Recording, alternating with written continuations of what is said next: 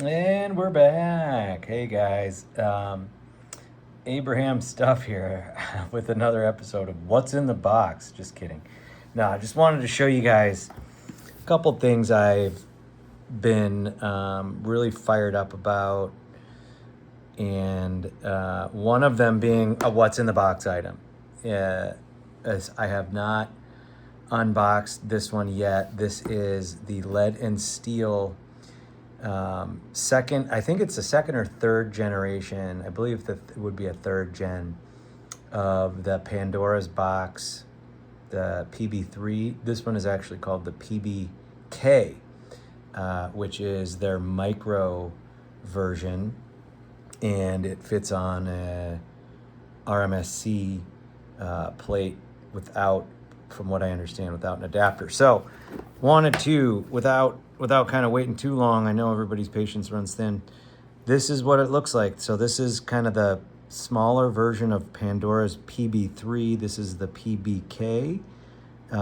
Looks pretty sharp to me, fully enclosed red dot emitter, and I am really fired up to get this little guy on this little guy. Wanted to also see what else is in this box. It's like a sticker, so you can see Pandora PBK right there. Let's see what other goodies they give you. Looks like nice 2 batteries. That's pretty cool. This is an extra topper. Looks like a key for tightening down. This is the plate, ghost plate that it comes with, and looks like some additional screws there as well. So I believe that's what you need. You need a ghost plate or their plate on every setup, because it does sit.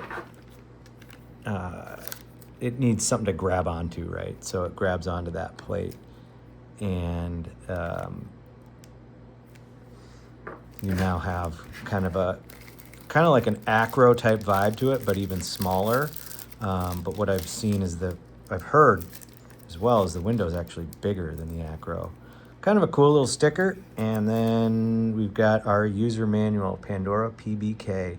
I did actually get this in the pre-launch, so I don't know if these are available. I haven't had time to look in a little minute, but I got this PBK as like an early adopter. I think the price is actually a little bit better too. I think it was like $200 or some $299. So that's what we get. There's no battery in it yet, so I can't give you any visual, but I'm super fired up to get this little guy. My thought is to get this little guy on this little guy, which is the GP Arms Forza. This is kind of a twofer. I just got this in yesterday. I'm super fired up about it. Ever since I got kind of into the 2011s and 1911s, I saw this. I always wanted a nice every EDC, and man, this is just a beaut. I actually did get it. I left my one problem is I left everything else at home today, the case, but so I can't do a true what's in the box, but I actually did get a secondary barrel, one that's not ported, so that because I've heard that they're really, really loud when you shoot ported. So one of the things that I've also kind of noticed is there's just not a lot of talk about GP arms on the web. There's no videos. There's a few, but there's not a ton. And I am just over the moon about this. Gilbert Perez was an absolute gem of a guy to work with, kind of walked through the whole process. You actually get to talk directly to him. He's extremely knowledgeable, and I believe his background was with Bull Armory, with which, you know, you can probably see some of the similarities. But I thought, let's work with a guy that knows it and has built it himself. And I mean, everything is it's just incredibly tight. Feels absolutely amazing in hand. Carrying it has been, I thought it might be kind of a pain in the butt because it's just so big, but it's actually really quite nice. And I found a nice kind of leather carry piece, and it's honestly the same size as a SIG P365 in terms of 3.1 inches. But this kind of pokes out a little bit more, but man, this is a steel frame, comes aluminum. I got steel, what is it? MBX mags. And I thought it would be kind of a pain.